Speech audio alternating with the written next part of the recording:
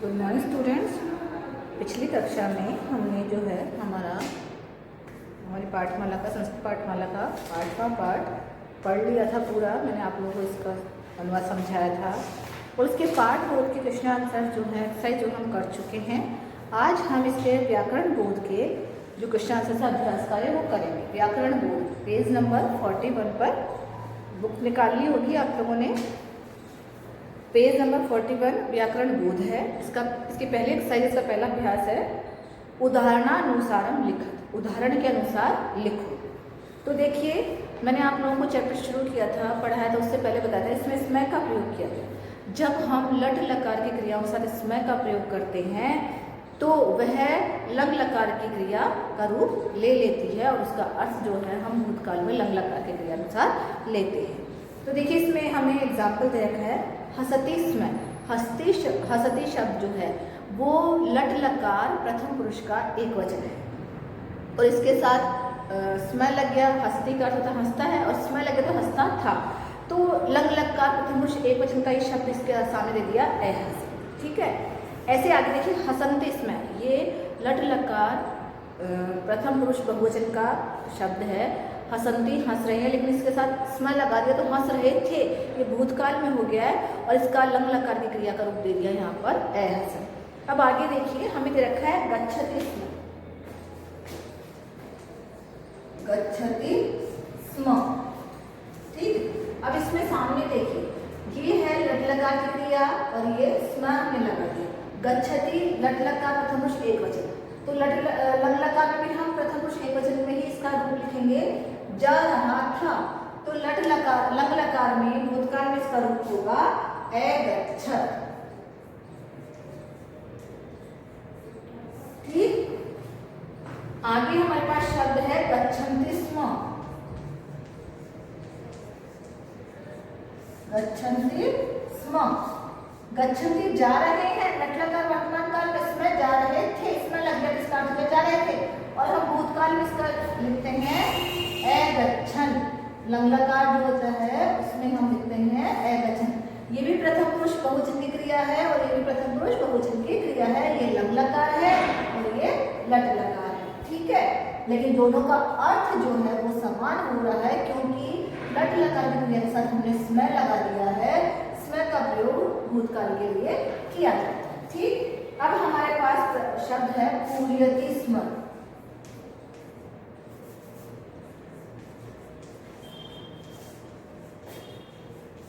और अब ये तो है लट लकार का प्रथम पुरुष का एक वचन और अब हम इसमें लंग लकार प्रथम पुरुष एक वचन बनाएंगे पूर्यत। ठीक है, क्लियर। आगे हमारे पास है पूर्यन्ति स्मय। देखिए, एक शब्द जो है एक वचन का रखा है, अगला बहुवचन का रखा है। एक वचन का और ये बहुवचन का। पूर्यन्ति स्मय पूरा करते थे और यहाँ पर पूर्यन ये हो जाएगा हमारे लंग लकार का बहुवचन, ठीक है। अब आता है धावती स्मय। धावती दौड़ रहा है, स्मय लगा तो दौड़ रहा था, ठीक है। धावती स्म, इसका लंग लकार बन जाएगा धावत। क्लियर। अब हमारे पास शब्द है धावन्ते स्म।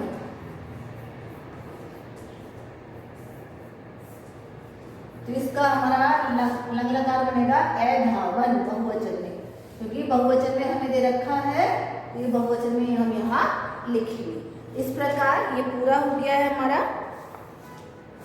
दूसरा अभ्यास है हमारा मंजूषाया विपितार्थक पदानि चेत्वा लिखत। मंजूषा से विपितार्थक पदानि विलोम शब्द विपित अर्थ देने वाले पदों को चुनकर लिखो, है ना। इसमें हमें देखा अधुना, जिसका अर्थ होता है अब। विद्वान ज्ञानी, दुखी न दुखी, अल्पः कम, आलस्येन आलस्य से, तीव्र बुद्धि तेज बुद्धि, दानवः दानव राक्षसों के लिए, मित्रता मित्र। तो देखो, बहवः एक हमें कंप्लीट कर दिया। बहवः का अर्थ होता है बहुत और अल्पः कम, बहुवचन में है तो बहुवचन में इसका हमने विपरीतार्थक लिखा है। अब हमारे पास शब्द है पुरा। पुरा मतलब पहले। पुरा का मतलब पहले, प्राचीन समय में, और अधुना का मतलब अब या अभी के समय में। पुरा का विलोम शब्द होता है अधुना। ठीक है। अगला हमारे पास शब्द है मंद बुद्धि। मंद बुद्धि, कम बुद्धि वाला। इसका विलोम होगा तीव्र बुद्धि, जो कि हमें इसमें बॉक्स में दे रखा है। ठीक। आगे हमारे पास शब्द है सुखी में है। सुखी है ना, और इसका विलोम हो जाएगा दुखी में है।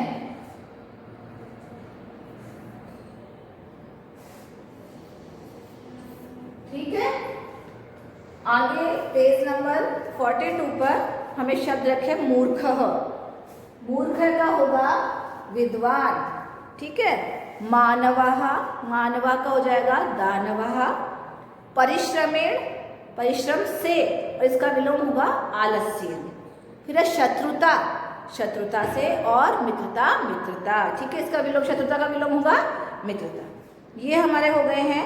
अब अगला प्रश्न जो है वो आता है निर्देशानुसार रिक्त स्थाने पूरे। निर्देश के अनुसार रिक्त स्थान पूरे कीजिए। तो इस अभ्यास में देखिए हमें शब्द दे रखे हैं, विभक्तियां दे रखी हैं और वचन दे रखे हैं, और बीच बीच में हमें रिक्त स्थान दे रखे हैं। तो इन रिक्त स्थानों में हमें खुद को फिल करना है कि वहाँ कौन कौन से शब्द आएंगे। आपको मैंने अकारांत पुल्लिंग और आकारांत स्त्रीलिंग शब्द करा रखे हैं। यहाँ पर हमारे पास आकारांत स्त्रीलिंग शब्द हैं, उन्हीं की हमें जो है शब्द रूप हमें यहाँ फिल करने हैं। आकारांत में हमें रमा दे रखा है, माला दे रखा है, महिला दे रखा है, कन्या दे रखा है और लता दे रखा है। ठीक है। तो आइए इन्हें भी हम करते हैं।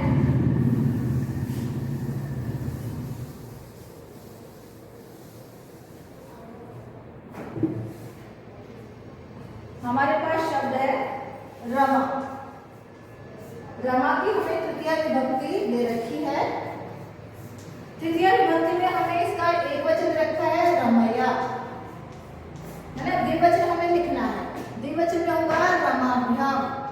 तृतीय विभक्ति है रमाभ्याम, और बहुवचन में होगा रमाभि। ठीक है।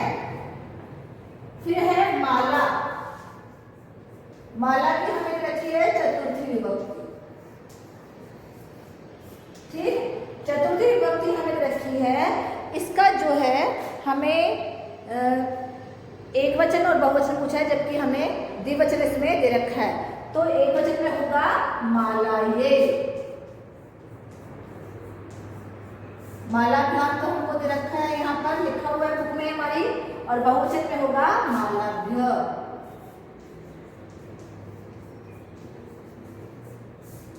ठीक है। चतुर्थी विभक्ति की समझ में आ रहा है। अब हमारे पास है शब्द महिला। महिला की षष्ठी विभक्ति हमें लिखनी है।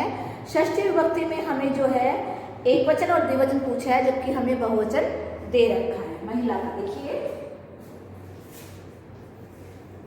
ये सभी आकारांत स्त्रीलिंग शब्द है। एक वचन में आएगा महिलाया,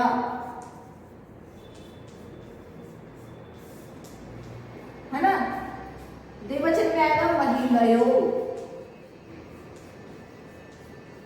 और बहुवचन में हमें दे रखा है महिला नाम। ठीक है। अब हमारे पास है कन्या शब्द। कन्या का हमें पंचमी विभक्ति में करना है। तो कन्याया, ये इसका दे रखा है हमें एक वचन।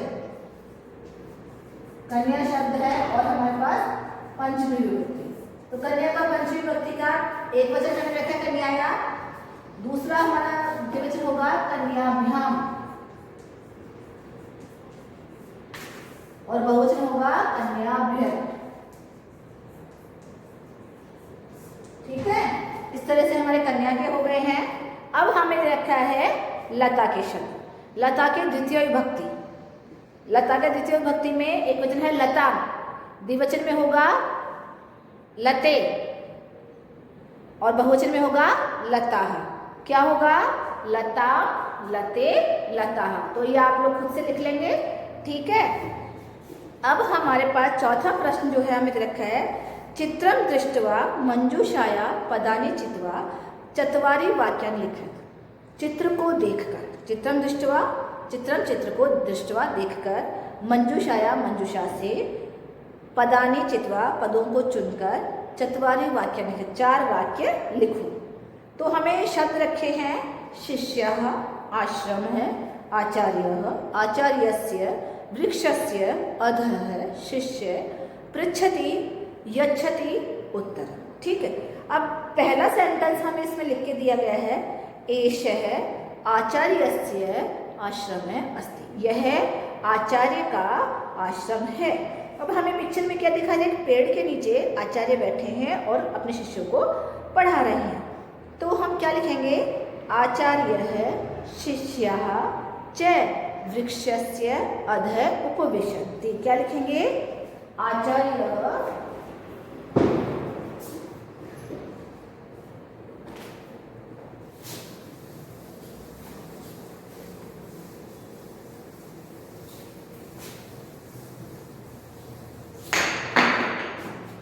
हमें 4 वाक्य लिखने हैं, जिसमें से पहला वाक्य लिखा हुआ है।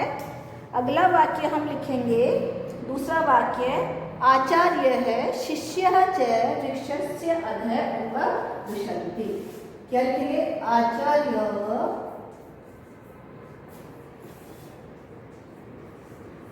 शिष्यः च वृक्षस्य अधः उपविशन्ति। ये हमारा दूसरा वाक्य पूरा हो गया है, ठीक है। आचार्य है शिष्याः च वृक्षस्य अधः उपविशन्ति। अब देखिए, एक बच्चा खड़ा होकर इस पिक्चर में अध्यापक से, आचार्य से कुछ पूछ रहा है। तो हम वाक्य बनाएंगे, एक है शिष्य प्रश्नम पृच्छति। क्या वाक्य बनाएंगे हम तीसरा, एक शिष्यः प्रश्नं पृच्छति। अब देखिए, शिष्य एक है, एक वचन में है, तो क्रिया भी हमने एक वचन में ही लगाई है कि एक शिष्य जो है आचार्य से प्रश्न पूछ रहा है, एक शिष्य प्रश्न पूछ रहा है। चौथा हम करेंगे, आचार्य उसको जवाब दे रहे, उत्तर दे, तो आचार्य उत्तरम यच्छति। चौथा वाक्य हम लिखेंगे,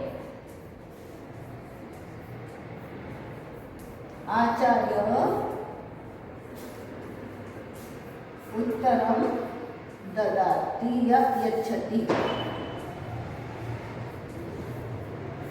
ठीक, इस प्रकार हमारे 4 वाक्य हो गए हैं पूरे और हमारा चैप्टर कंप्लीट हो गया है। आप लोग इस चैप्टर को अच्छे से तैयार करना, याद करना, ठीक। अब देखिए, हमें पेज नंबर 43 पर जो है मूल्यांकन दे रखा, प्रश्न सत्रांत दे रखा है।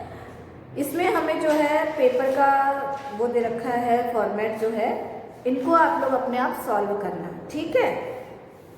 सॉल्व करेंगे तो आपको बहुत हेल्प मिलेगी, बहुत अच्छा लगेगा। आप अपने तरीके से इसे सॉल्व करना, ठीक। अब आप लोग अपने बुक का पेज नंबर 50 निकाल लीजिए। हम लोग नवा पार्ट जो है वो थोड़ा सा पढ़ेंगे आज, ठीक है। देखते हैं इसमें क्या क्या लिखा है, क्या क्या हमें जानकारी दी गई इस पार्ट में।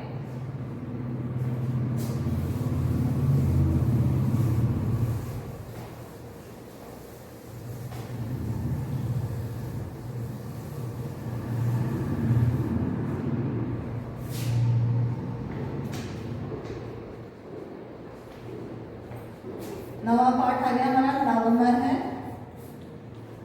पाठ है। पाठ का नाम हमारा धन्या भारतीय महिला। भारतीय महिलाएं धन्य हैं, ठीक है। धन्या भारतीय महिला। भारतीय महिलाएं धन्य हैं। इस पाठ में संधि आवृत्ति अर्थात संधि का संधि संयोग का जो है प्रयोग किया गया है। इस पाठ में महिलाएं, जो महान महिलाएं हुए हैं, विदुषी महिलाएं हुए हैं, जो प्रसिद्ध महिलाएं हैं, उनका वर्णन हमें दिया गया है, उनके बारे में हमें बताया गया है। तो देखिए, हमें पिक्चर देखने को मिल रही, व्यक्ति जो है कुर्सी पर बैठा समाचार पत्र पढ़ रहा है, पास में एक लड़की का पिक्चर है, जो पुत्री है उसकी, वो उनके बीच में बातचीत चल रही है। पिता कहते हैं, पुत्री बेटी किम त्वम समाचार पत्रम पढ़सी, क्या तुम समाचार पत्र पढ़ती हो? पुत्री क्या कहती है? आम। हाँ, आम का अर्थ क्या होता है? हाँ, आम का मीनिंग होता है संस्कृत में हाँ। पितृ महोदय, पिताजी, अहम समाचार पत्रे अपठम। हाँ पिताजी, अहम मैंने समाचार पत्र में, सप्तमी विभक्ति एक वचन का रूप है ये, समाचार पत्रे, अपठम पढ़ा था, यत की, छोटा वाला की, यत का मतलब जो हम किसी का कथन करते हैं तो की लगाते हैं, कि साइना नेहवाले क्रीड़ा क्षेत्रे किम नवीनम उदाहरणम प्रस्तुतम करो। कि साइना नेहवाल, आपने भी साइना नेहवाल का नाम लिखा होगा, सुना होगा, पढ़ा होगा, कि साइना नेहवाल ने क्रीड़ा क्षेत्र, खेल के मैदान, है ना, क्रीड़ा क्षेत्र,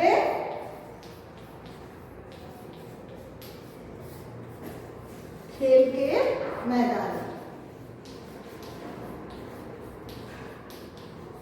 सप्तमी विभक्ति एक वचन आ रहा है इसमें भी, खेल के मैदान में किम नवीनम उदाहरणम प्रस्तुतम एवं, क्या नवीन नए उदाहरण प्रस्तुत किए हैं।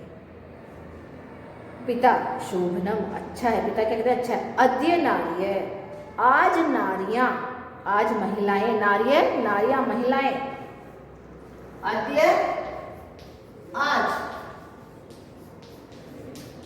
नार्य नारियां,